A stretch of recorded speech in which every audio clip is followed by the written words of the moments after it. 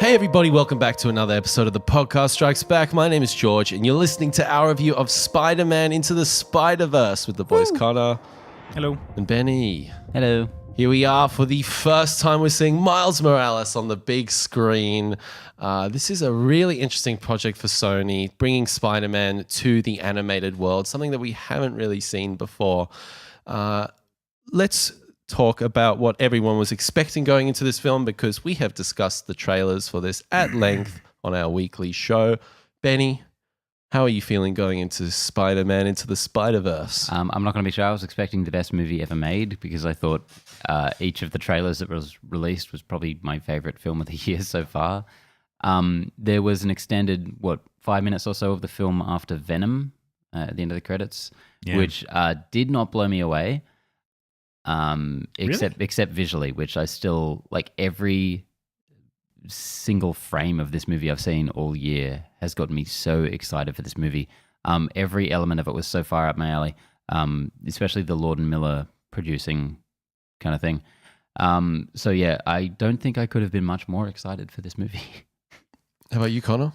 As someone that is probably not as enamored with this style of animation as you've been, I was I think just one notch below your level of excitement, which I would still rate as pretty high.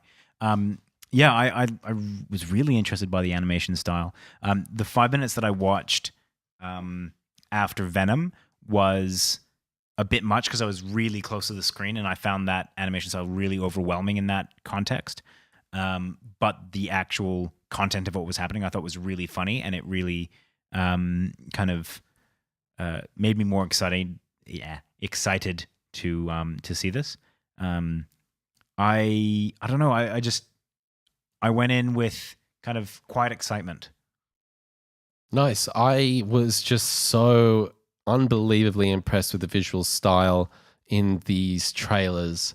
And I completely agree, Benny. The Lord and Miller angle was what sort of pipped it over the line for me. Mate.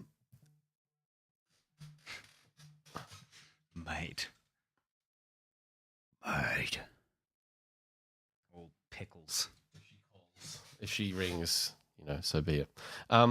Yeah, I mean, the trailers just impressed me so much, and I was excited to see Miles Morales. We've heard about him so much. Donald Glover. There was rumors flying around for years that he was going to play Miles Morales, which are completely unfounded, I believe. But I was just excited to see something new injected into the Spider-Man universe. So we've seen it.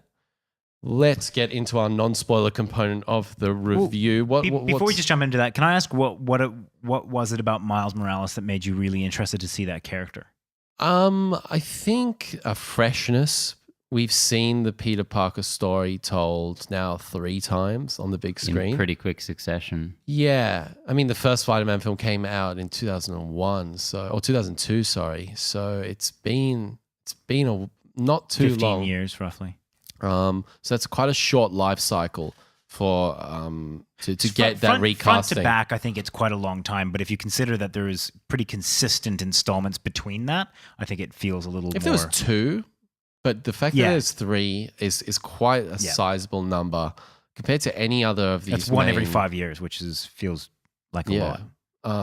So I was really excited to see that. I don't know a lot about Miles Morales, but he has a legion of fans. And I was excited for them to, as I said, a freshness. Like, let's see something new. Let's explore something. And then within this animated format, that was... I just want to get stuck in there and find out more. I was particularly excited to see all the people that were butthurt that they made Spider-Man black. Because I just love the fact that that annoyed some people. That too. Seeing Miles is a big difference, because watching the Andrew Garfield Amazing Spider-Man, which I maintain is absolute garbage, was especially a chore, because knowing Peter Parker's story so innately, watching them try and subvert it in such lame ways while still just retelling the exact same story was just kind of painful and laborious. Whereas watching Miles, whose comics I have not read at all, it was just a completely fresh take. Like this movie just introduces some of his abilities, which I didn't even know he had kind of other special abilities. So yeah, it was just a really cool being able to watch a Spider-Man movie and not know every beat of it before it happens. And when those little subversions did happen, they played with the formula a bit that was very entertaining and wasn't done in a ham-fisted way that they did with The Amazing Spider-Man. Yeah. Oh, you remember how it was? Now it's edgy and he's got a skateboard. You know, this one, it's like, oh, you remember that? This is a completely different story and get ready. And here's a fun little moment. You know, it had a lot more earnestness to it than a lot of the other Spider-Man films. I've got to say, man, this has got to be one of my favorite Spider-Man movies. This is, if you rank all the Spider-Man films, it'll be interesting to see where this lies. I'd put this in my top 3 easily. I think this could be, man, this could be number 1 even. You know, I've got to see it more times, but I really, really dug this movie. Yeah, not to jump the gun, but this is number 1 for me at the moment, easily. And, you know, that always changes and goes up and down, but this is so easily number 1 right now. The biggest excitement for me was the fact that it's an animated film, which just leaves it open to do so many things so differently than you would in a live action movie, where every superhero live action movie, you've generally got, you know, your hero. If it's a new one, they got to tell the origin, and then you have this movie wouldn't have worked as a live action film. Well, yeah, because you've got your one villain who also has to be played by a big actor, and you have to introduce them. This movie's just like, no, fuck it. Here's all of the villains that you may or may not know. It doesn't matter if you know them, and even if you do know them, they're different versions of them from another parallel universe that are completely different. And I love that. I love that animation has the guts to do that, just throw everything in. Well, I think it's generally cheaper to make animations, so yeah, it's 90 million the budget here. Oh, totally. But with live action, it's just a lot safer. Like, you've got more confinements, yeah. And with animation, like I love it when animation films play with the medium of animation, meaning that in this you get like little Porky Pig Spider-Man. Like, that's really playing with the medium here, and they lean into it so much. I appreciate that a lot. I think, like, kind of even more to that point, there's aspects of kind of fourth wall break in terms of, you know, people like, you know, the old Batman, like wham and kazam, like there's that kind of stuff in there. There's comic book onomatopoeia is like appearing on screen. Comic book speech bubbles are coming on screen, and they're integrated into the story, which is not what I expected. Yeah, so like in really interesting ways. And so, yeah, I think that kind of animation lends itself. I think that, you know, to your point of live action, I think live action is just naturally constrained in some areas and also in other areas of just budgetary thing. Because if you're going to get like a Hugh Jackman or a fucking Leonardo DiCaprio or something like that, you can't afford to be too out there with them. But that's the thing with Homecoming, which I think is a great film. They did put the Scorpion in it, but because live action has to be so much more grounded, he was just a guy with a scorpion tattoo. Yeah. Who's maybe one day we'll see as a scorpion. Whereas in this movie, as we saw in the trailers, Scorpion just shows up and he's a fucking amazing cyborg scorpion dude. It's just like genuinely a scorpion. Yeah, because you don't have to take that like leap of faith with him. It's like, yeah, fuck it, it's great. Yeah. I love that fucking kitchen sink approach. The animation style in this film is absolutely breathtaking. Let's take half an hour now to talk about just the style. I mean, in terms of animation, movie. I would love I would love it when this comes out, just to delve into how they made this, because it changes. Like, some scenes they do more of that comic book printed style where it's the RGB and they're just a little bit off. Sometimes they do that a lot more. Sometimes they do that a lot less. Sometimes they frame it like you're looking at a comic book. There's some shots which absolutely blew me away where Miles Morales is walking down a corridor and you're sort of following him along and he's moving around and it's like you're like looking at this wide screen. I don't know. It was absolutely stunning. And sometimes it looks like traditional animation, like 2D in some ways, and other times it looks so much like stop motion animation, like Leica or something. Like, it looks so real and like handcrafted. It's fucking unbelievable. Yeah, I think I would love to delve into that more. Just to I'd watch a full movie about how they made this movie. I haven't watched a film commentary in 10 years, but I am jumping on this one. I'll tell you that much. What about the Miles Morales character? Like, did you guys get a lot out of that? Did you like the way he's portrayed? Because for me, I really bought into this character. I think the fact, like, the sort of, the private school, him trying to integrate in private school. There was a lot here that any teenager can relate to, the alienation. And I think they did it without it getting really cheesy, without it getting really tropey and generic. I think it was just like very well crafted and well-rounded character. So this kind of bleeds into one of the other things that I wanted to talk about, which is that this movie does a good job of introducing new elements to an old story, because the beats of this story are the same as every other Spider-Man origin film out there, which is kind of at odds with what you've both said, in the sense that this is a completely fresh take that kind of diverges from the traditional Spider-Man origin story, because it is the traditional Spider-Man origin story. In him becoming a Spider-Man. Well, no, like that. even the beats of the story, like what happens to him, when it happens to him, how it happens to him. It's but very then I can similar. throw you a spoiler right now and go, but this happens at the beginning. You're not allowed to do that yet. So I know what you're saying, but my point is that bit of this, while bit of they're that. still hitting the same beats, they manage to give it enough of a fresh take that it I don't know, it feels like home for a Spider-Man fan, while also feeling fresh at the same time. It's a really delicate balance that they've done, which I think is really kind of spectacular, and really impressive in terms of just writing and story and plot. What really struck me was how much time you actually spend with Miles before anything really happens in terms of the comic book stuff. Because, you watch the trailer and it's like, oh yeah, here's like 6 Spider-Mans. And it's like, that's the movie. It's like dimensions colliding. Whereas you actually spend a lot of time with Miles Morales, and then, a lot of time with his family and him learning to be Spider-Man. Like, it's so well paced in terms of when they introduce all these new elements to it. And like, it never feels overloaded with stuff. You spend enough time with everything you need to. Yeah, I know exactly what you mean, because this could have been really overbloated and overstuffed. Can we talk about something that I think is both its greatest strength and its biggest weakness? And we did touch on this a little bit in our weekly review, for anyone that's seen that, which is that I think that this movie is highly contextual. There is an enormous amount of what you'd consider, I guess, fourth wall breaking. So many kind of just offhand comments and major plot points that allude to the overall Spider-Man universe and in that case several universes. And I think that adds to the film so much. Like, there's just they just blatantly say things that are like just acknowledging things that happen in the universe all the time. I think that's awesome. I also think that might, for anyone that is outside the kind of fandom of Spider-Man, will make this movie a little bit more inaccessible.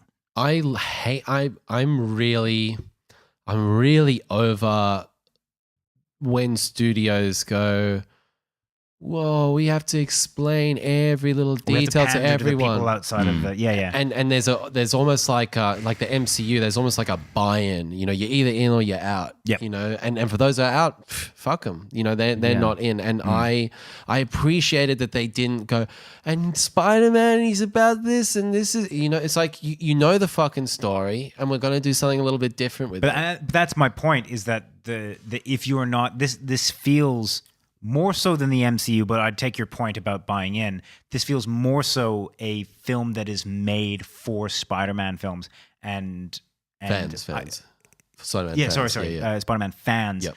And that is my only, I think, real criticism. And it's not even a criticism, because its greatest part about this film is that it is so rich with cultural or cultural references and Spider-Man references and references to the overall Marvel kind of universe, and not just like, I'm not saying like the MCU, I'm talking about like the whole universe.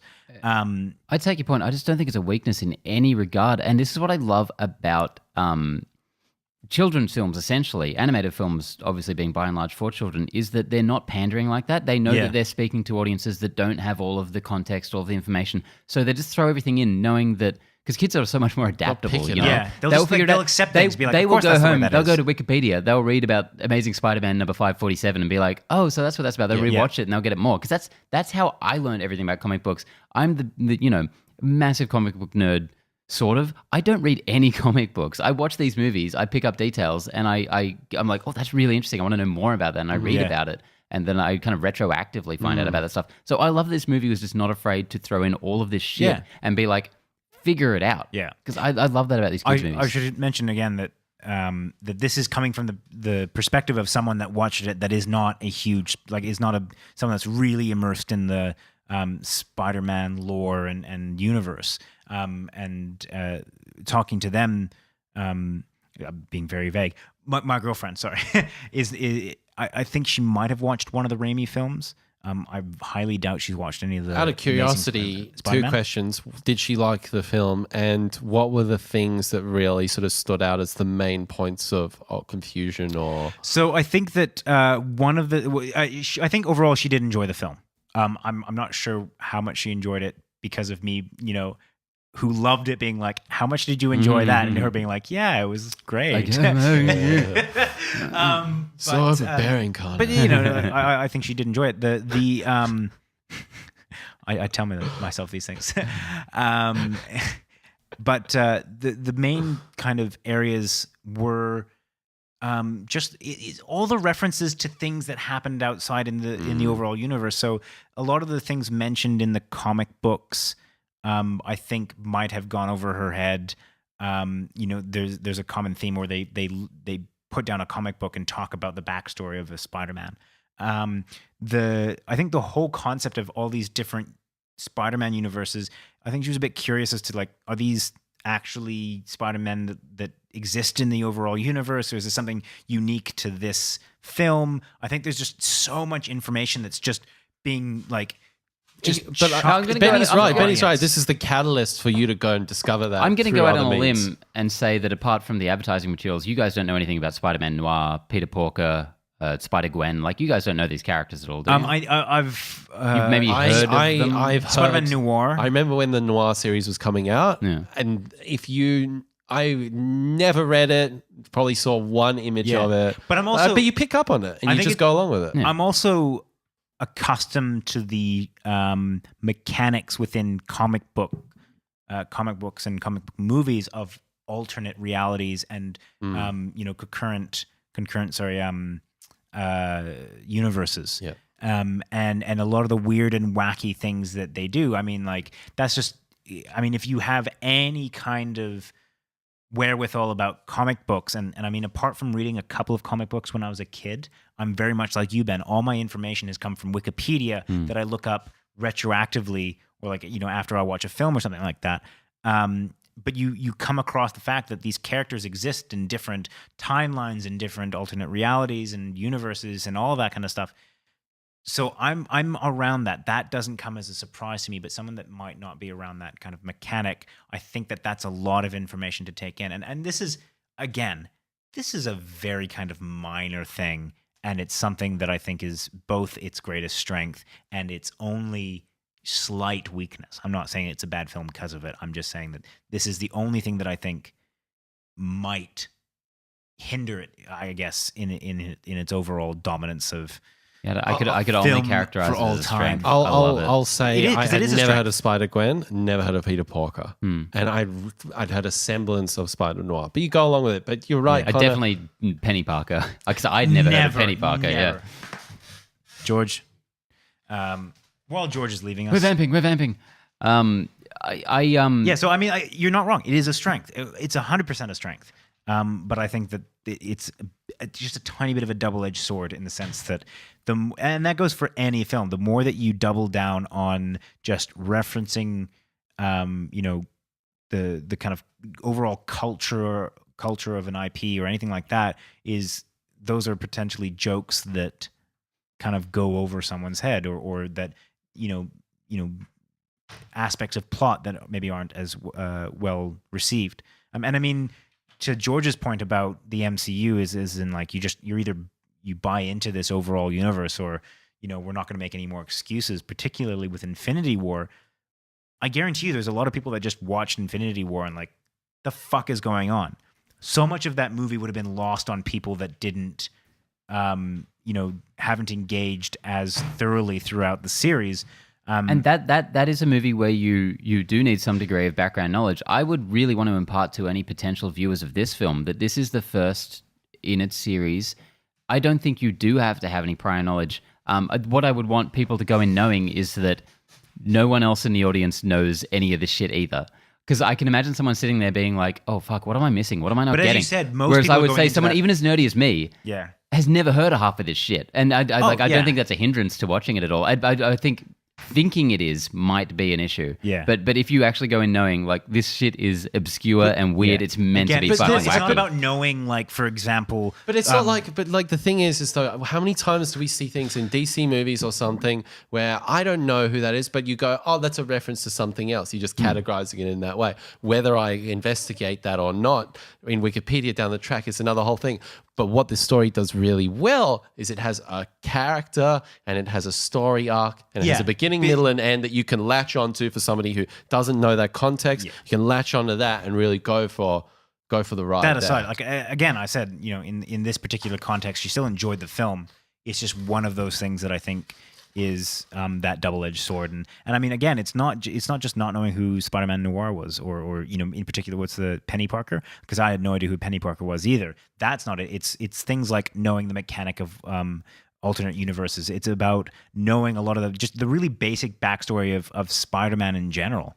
Yeah, I mean, for me, I celebrate that, and I am actually dumbfounded that this is a Sony animation. Yeah, right. Seriously. I cannot believe that they have put this a commercial film and are marketing this, and I'm so impressed, and I think it's ballsy, and I think the risk has paid off in spades. They're such a made-by-committee fucking studio normally. It feels like because this was animated and in some way lower stakes, I guess, that maybe they had a little less involvement, a little less. I think that's exactly what it was. Yeah. I think it's that they when this Maybe they got didn't greenlit, get parallel universes either, so they went. Yeah. They were like, okay, sounds good. You guys go for it. I think that they, Good night. this is just my guess, is that they would have just pitched this crazy ass thing that's animation that the studio's like, fuck it, like animations tend to do all right, but we don't need to put too much investment into it. You just do whatever the fuck you want,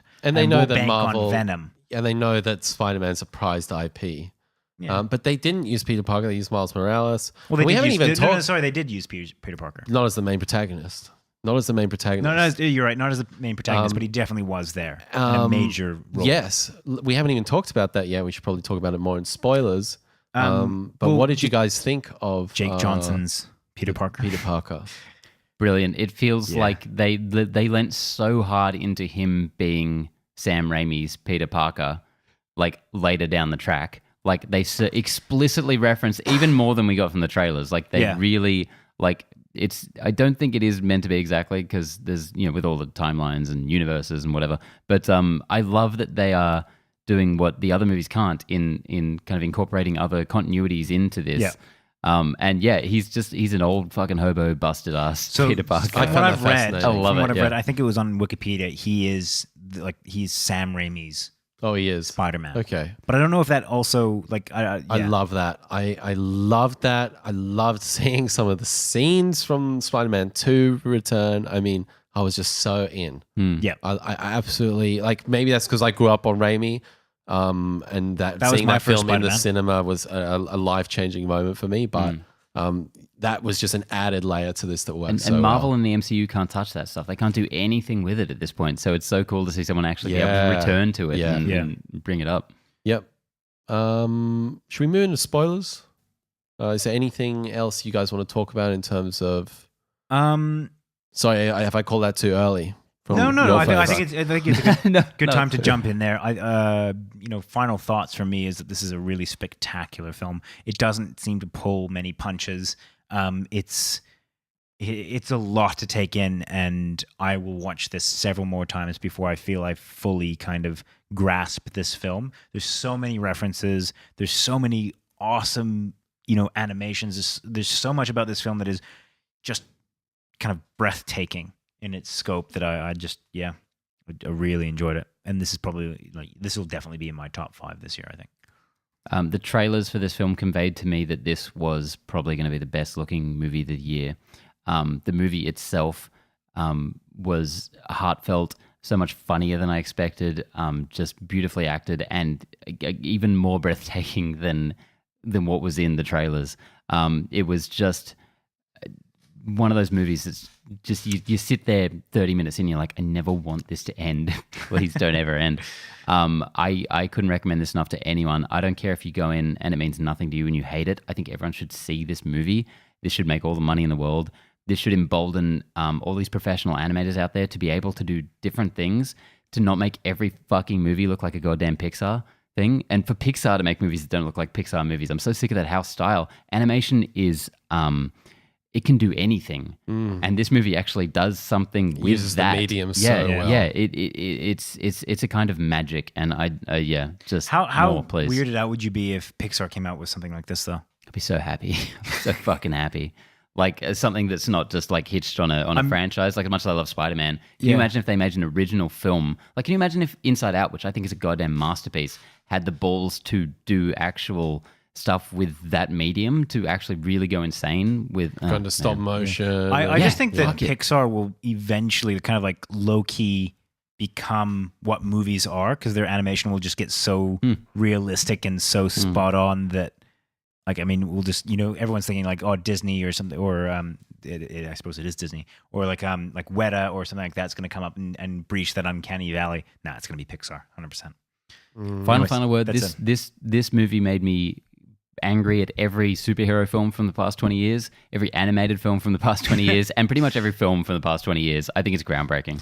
Yeah, I completely agree. This is so fresh. This is so new. This feels really postmodern. It's like a cocktail of everything you could have thought that was going to be in it from the trailers and more. You're seeing like stuff that you never thought you'll see it on the big screen. It is beautiful. There's care, there's attention to detail. The script's fantastic. I cannot fault this in any way, shape, or form. I really can't. I look forward to seeing it again. And I'm interested to see what negatives come to me, because your negative of, hey, somebody who's not into comic book movies watching this, I don't give a fuck about them. So for my experience going to watch the film, it was just A+, man. Yeah. Let's move into some spoilers. Can I take the first one? Just because this one really jumped out at me. In a movie so full of characters and villains especially, I cannot believe that Kingpin was the main villain and Prowler was the most intimidating villain. Like, that is such a success to me, that this character Prowler, who we've never seen anything. I didn't even know who he was. We've seen Donald Glover play him in Homecoming, Aaron Davis. Oh, okay. But not with that guy. That's a very iconic look that he has. He played Aaron Davis. He didn't play the Prowler. Mm-hmm. Yeah. Not at all. So okay, let's just let's do the Prowler first, because that was amazing. That was Mahershala He was Ali, right? legitimately scary. He was dominating. Yes. Yeah. That was who? Sorry. Mahershala Ali. Yeah. That as far as a presence, I think that was probably the most intimidating out of the entire film. Sound design on like whenever it's showing, it's like and the reveal as well. And Just the way he it's a really moves silly outfit. Like he's got the drawn on eyes Spawn. on the thing. It's basically Really, Spawn. it reminded me great. so much of the Batman animated series from the 90s, how his eyes kind of narrowed Yeah. down Yeah. in the dark. So good. And then The plot twist with him as well. yeah, that was which fantastic. I knew going in, obviously, but was, I thought, brilliantly executed. He's like, just from a character point of view, because I don't think it matters if you know it all, because Miles doesn't know, and when he finds out, that's devastating. Did you know that he was going to die in it? I thought he was going to no, I didn't continue know. on, Okay. actually. And so that that really struck me as incredibly interesting, because this is what I mean about the same beats and essentially being the Spider-Man that we all know, is because his uncle dies, and it's the uncle that, and it's not necessarily the uncle that, strictly speaking, raised him, but it's the one that he may have seen as a father figure or something that he really looked up to, and I thought that was incredibly interesting that followed that kind of parallel with a bit of a twist, and that's kind of what I meant when I said it's the same beats while being still fresh. But also I appreciated that a lot. Yeah, loved that scene. Loved that reveal. Loved if we're going on bad guys, loved the Doc Ock, the way they That reinterpreted was her. so well hidden, like because everything else was kind of known about, I feel, but the fact that Doc Ock was in this movie is not shown, and I'm so happy for it because Doc Ock is one of the most dynamic visual characters in all of the Spider-Man lore, and to see that animated was fucking. What did you think of so her good. tentacles? I loved it, Yeah? man. Yeah, Really So fresh. good. Like, I loved that she was female. I loved they gave her a different name. I loved the green look they gave her. It such was a just brilliant. fun. Probably the best joke in the movie too is when Spider-Man Peter Parker is going through his plan of getting the files or whatever, and he's like I have to re-examine my personal prejudices when Miles is like, no, that the woman is the head thing. Yeah. And also well telegraphed though that she's Doc Ock, because in his visualization of the plan he's going after his version of the head scientist, which when you think back on it is a guy sitting there with the goggles, like it looks like Doc Ock. And then he goes after her. Fucking that blew me away. I love that so much. Yeah, I did love that line.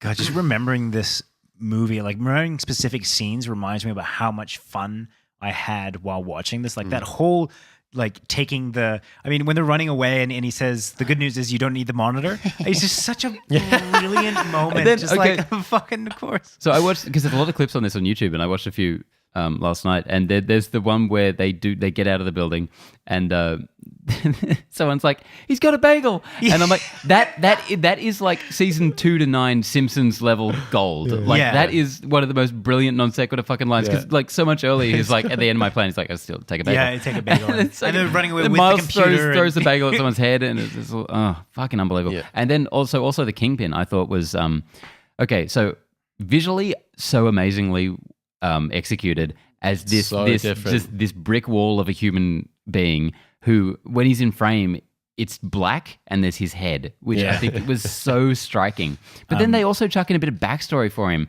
using what you know about the character from the Daredevil series. You know, his wife Very Vanessa. interesting that. Yeah. And just giving him this level of pathos that was so unexpected to me and struck me more than kind of anything about his character in Daredevil, which is a huge call, I know, but it was really, I thought. So with that one, I almost felt like, I don't know why. Maybe this is just me because you guys love it so much. I'm feeling my contrarian side come out and. No, you would never. Yeah, I know. What? I feel like that was almost. I don't know. Just almost rushed. Like, let's give him a bit of backstory. Let's give him a reason for hating it. Where I probably could have just enjoyed that character just as much if I just assumed that he was a bad guy. In the same vein that It didn't feel tacked on though. I will say that that's it what I'm saying. I informs feel the like character. it almost did. It But almost it could did. have. But then It you could realize- have. It could have with somebody who's maybe not as talented as these guys. But I think they had the plan there, and it was just sprinkled in there, nice to give Again. the character an extra layer. And it was important because it kind of pinned down the entire plot of the film, like Of why why he's trying the to do other that. Yeah, dimension yeah. stuff is happening. And I thought it was so deftly kind of slid in there that, Yeah. yes, it was very, like, it was rushed. Literally, it was 30 seconds of screen time about why he's doing what he's doing, but it gave you everything you needed to know about this guy. Yeah, I tend to agree with that. In terms of voicing, I thought that Schreiber did a really good job. Yeah. He's got that kind of growly voice that works really well. And I mean, this kind of leads to a major spoiler in this is that actually it's not a major spoiler, I suppose, in that Spider-Man dies, because you know based on the trailer that Spider-Man is dead. But I think it was still shocking to see that they showed his death. Like, you know, Well, they it's- showed him. I didn't expect him to be alive at any point in the story. I thought the movie was something dead, but yeah. he's there. He actually interacts with Miles. He's played by Chris Pine, who was really fucking good as Peter Parker. Yeah. And then Kingpin kills him almost on screen, which I thought was like amazing, really especially intense. for that to be the villain that kills him is so great. And it's so visceral. Like, he just fucking bam, just Who's crushes it the dude. that ends up killing him in the one of the people that ends up killing him? Isn't it the Hunter or something shit like that? Kraven the Hunter buries him, almost kills him. Doc Ock switches bodies with him and kills him in a way. He dies a lot in the comics, Well, I mean, so yeah, does it's comic everyone. book, so- Yeah. I just remember the one that I saw in the store. Like, I just remember that really iconic as a kid, seeing the death of Spider-Man and be like, fuck. Yeah, but I wasn't expecting there to be the two Spider-Mans. Yeah, and I wasn't expecting the age jump. And that was very, very fresh. That was cool. Yeah. So when he takes the mask off and he's blonde, I was like, what's happening right now? I'm confused right now. But yeah, they explain it so perfect balance of not explaining it too much. When not beating you over the head. Think about it, and you think back to the trailer, you're like, yeah, that makes a lot of sense because it's obvious that Spider-Man is from a different universe. So obviously, it wouldn't be the Spider-Man in Miles' universe, and you know that Spider-Man dies in Miles' universe. So like you could connect all the dots. But it's so well done that it's like I was anticipating him to kind of be like, I'm done with Spider-Man. He's almost faked his death, and he's kind of goes into hiding. That's what I was thought the angle is going to be. But to actually have two Peter Parkers. And they weren't both 26. I thought that was a fascinating choice. Well, he was from a timeline that was obviously because they delved. He said he was Spider-Man for 22 years, as opposed to. So he would have been bitten when he was 15, 16. Yeah. So yeah, he was an older fucking Spider-Man. He was an older Spider-Man, but it was in the same year. It was still 2018, right? No, that's the whole thing. The universes they jump in different times. They were different ages, whoever they were. Like he'd been Spider-Man for 22 years. He wasn't bitten when he was 4. The original Spider-Man had only been Spider-Man for what, like 10 years or 5 years? Gotcha. Yeah. Yeah. Cool. So and then that's the thing. Like they were all in different cycles of being Spider-Man. They presumably got bit at the same time, like when they were X age. It's that they're different stages. And so it's almost like a time travel story as well. And that's because they mentioned that like Gwen Stacy comes back a week before. Like there's obviously time jumps in this whole thing and like issues and she said she was knocked into last week literally. I don't think she was using the word literally correctly when she said that. No, I think she was because that she interacts with Miles before he opens up the gateway. Interesting. Because he meets like the whole slicing the hair thing happens thing. And this is another thing to think about that is that obviously there is the spider that bit him was from a different dimension, which had obviously, again, it bit him before the portal opened. So this spider had been brought into this universe from the 42nd universe or whatever it is, and then bit him there in the past. So, I mean, there's even potential that a Spider-Man could show up in the future or even farther in the past. Like there's any number of things that could happen, but within the context of the story, I mean, there's no statement as to when the noir Spider-Man showed up at Maze. They could have been there for weeks, for all we know. Well, Spider-Man Noir is definitely set in like the 30s, so yeah, there's like a lot of also that, wackiness going on there. I can't wait to watch this movie like 10 more times. Yep. Yeah, there's so much to digest from it, like just parallels and just it's kind of insane. You missed this, Connor, but could we talk about the post-credit scene, which I think is actually the best part of the film? Oh fuck. My God. I had to run away like as soon as the credits went down. I was so fucking late. I was crying. Like the audience applauded at the end of the post-credit scene. Oh God, I also want to hear this. So basically, it doesn't matter. I said that's the best post-credit scene I've ever seen. Just tell me. It doesn't mean much to you. It was Spider-Man 2099. He's just a character. He's from the year 2099. He's a Spider-Man in that time. But what they do with it is so funny. He goes back through dimensions in time to the original 1967 cartoon. And they use a clip from that cartoon, and it's just, like how memed that cartoon is. Because it's terrible animation. It's just so unbelievably well executed and hilarious. Fuck yeah, I'm gonna have to try and watch that again. And it also does such a good job of setting up the rest of the movies in this series because he gets like a dimension hopping device, which is why he goes back there. It was amazing. It was so amazing. It was like. I was like, okay, we're going through this. Here's the post-credit scene. What's it going to do? Is it going to be, okay. Wow. Hilarious crowd cheering, people gasping because they obviously know who Spider-Man 2099 is. You get Marvel movies where people are like, you're like, that means something. Yeah. That means something. Yeah, me and my friend, big Spider-Man fans, was like, oh, fuck. Because like he gets referred to as Miguel before you see who he is. And it's like, oh, shit. Can we also just mention that... as always, watching these movies with Lucas is a treat. When nobody else laughs. Something sets him off, and it's fucking fantastic. Yeah. I love Just it. these like. Did we remember what horror really horn- got him in this one? No. It was No. pretty funny. I remember what got him. Nobody in- else laughed again. I remember what got him in Until he Thor, was which done is like laughing. her pushing one of the guards or something like that. She kicks out his Yeah, stuff that's and it. he Yeah. goes down. In this one, I can't remember what it was. It was definitely good though. Pretty much guaranteed to hear that fucking horn blast at least once a movie. There we have it. Anything Yeah. else? Nicolas Cage as That was Noir. hilarious. Fantastic. Fantastic. Like I would love to witness the 30 seconds in between someone jokingly suggesting he should play one of the Spider-Men Yeah. to everyone realizing that that's a great What's idea. happening, yeah. Yeah. And we're like, oh fuck, shit. someone call Nick.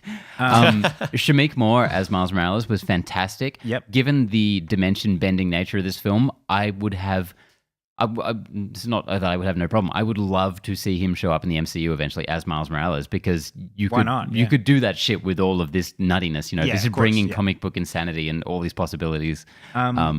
He could also, do it, man. Haley Steinfeld as Gwen Stacy, and I mean beyond that, just the fact that we haven't really talked about Gwen as a character. I thought I find it always really interesting how movies deal with the modern romance and friends, and I think that, you know, kind of in the age that we live in, and with people trying to write women characters as more than just love prizes. interests Yeah. and prizes in that. I always find myself curious as what route they will go, because if you're doing something just to subvert a trope, it also can kind of just feel like, oh, the only reason you're doing this is to subvert a trope. And I thought they executed it relatively well. I admittedly did feel a bit of that awkwardness of like, oh, like what are they trying to go for here? Are they trying to subvert? But her as a character itself, I thought it was super interesting. Her backstory about her friend dying. I was curious as to why Peter Parker wasn't her boyfriend, in why they specifically went for friend. In that, I was trying to figure out whether that was because she just couldn't admit that he was like, that it was too painful to refer to him as I don't know anything about Spider-Gwen from the comics. I just assumed he died before they were ever a thing. Okay, I mean, like particularly in the way that they showed him, it was very much the way that Gwen Stefani. That's a very different film. Gwen Stacy Bananas. died. Bananas. as Gwen Stacy died in like The Amazing Spider-Man or the comics, in which in all cases they were together, and it just seemed like a direct switch of that. So that kind of that interested me. I liked how they all had that pain in their life. Well, yeah. Which was a cool, you know, the Spider-Man lost shared someone. a similar experience. Even Peter Porker, which they alluded to without addressing it at all, which I really liked. Like just that was the one little character where I element was like, I'm not sure. Really? I'm not sure. Like I'm I want in you it. to have this hammer. It'll fit in your pocket. that You is just like go for an with it. animation You fan. just go That with is it. one of the best things. Like referencing Hammer Space. Yeah. That's all, folks. Fucking brilliant. That- Is he allowed to yeah. say that legally? See, that's the thing. Like, it's so chock. It's one of those ones you've got to see multiple times. Cultural, just little quips and things like. I mean, I just can't. My brain doesn't compute how much shit. Like when he talks about the dongle or the what is it? Is it dongle or the Dougal? The chip. He's like, oh, there's always a thing. No, you said G word, doesn't he? I don't know. Google or goggle or No.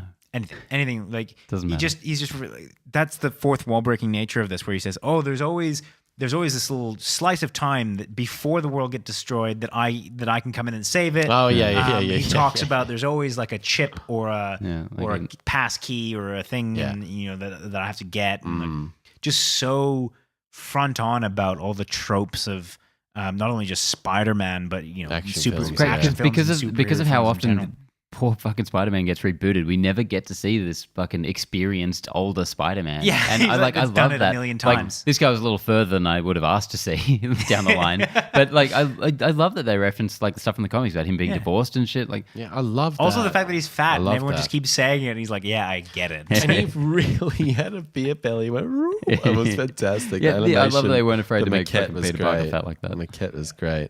Well, what do we got? If there's nothing else to talk about with this film, I mean, there always there's is. tons. But what are we feeling about this continuing on? We've got two sequels coming. Mhm. Everyone's in. Like, do you think this is one of those things where it's going to be too much of a good thing? I will watch this forever. Oh, yeah. If it's just the same animators, that's enough for me. What about you, Connor? Yeah, look, I mentioned this in the weekly show. There's a small part of me that just kind of wants this to remain this singular, unique, perfect little gem, and that doesn't branch off into reboot or not reboot, sorry, but like kind of spin-offs and sequels and all that. Like I don't know, like there's something so kind of perfect about this installment that I wouldn't be disappointed if it just That's what I mean with too much of a good thing. Yeah. Yeah. It's like because I don't think you can. I don't think you can maintain that same amount of energy and freshness that made this so spectacular. And like there will always be diminishing returns. And there's a couple of exceptions to that rule, but I mean, I don't know. Like I'm keen to see more of it, but I am also very aware that there's things that I want that I don't that aren't gonna make me happy. Yep. That's deep. I know, right? Well, there we have it, guys. Spider-Man Into the Spider-Verse. It will be Spidey boys. Spider-Man Into the Spider-Verse. When it comes out, which is, I think, 13th of December, go check that shit out. It is a must-see for 2018. We'll be back next week with the weekly show. Farewell, fellas. Farewell. Bye. I'm not saying your names. He's forgotten them. He's gone. I'm out. I'm so out. So Bye. I'm literally about to fall asleep.